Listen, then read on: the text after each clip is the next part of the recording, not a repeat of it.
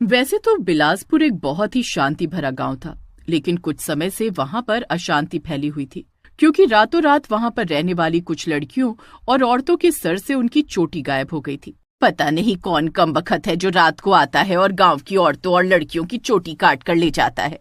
गांव की औरतें गांव की गली में इकट्ठा होकर ये सब बातें कर ही रही थी कि तभी निर्मला के घर से उसकी बेटी के चिल्लाने की आवाज आती है।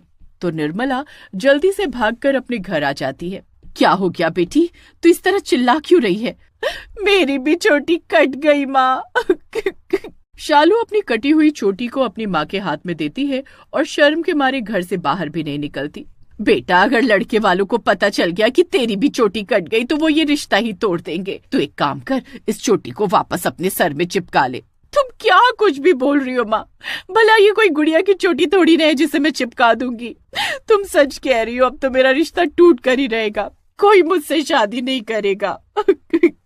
शालू की चोटी कटने की बात धीरे धीरे गांव में फैल जाती है और उड़ती हुई ये बात लड़के वालों तक भी पहुंच जाती है और गांव की बहुत सी लड़कियों की तरह शालू का रिश्ता भी चोटी कटने की वजह से टूट जाता है। ये समस्या बहुत गंभीर हो गई थी, इसलिए गांव वाले गांव की औरतों के लिए गांव में एक बैठक बुलाते हैं।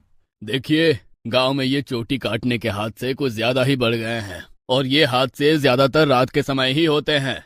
इसलिए मैं गांव की सभी औरतों से निवेदन करता हूँ कि रात के समय बाहर ना निकलें। अरे लेकिन मुखिया जी, मेरी बेटी तो पूरी रात घर पर ही थी। घर पर रहते रहते उसकी चोटी कट गई।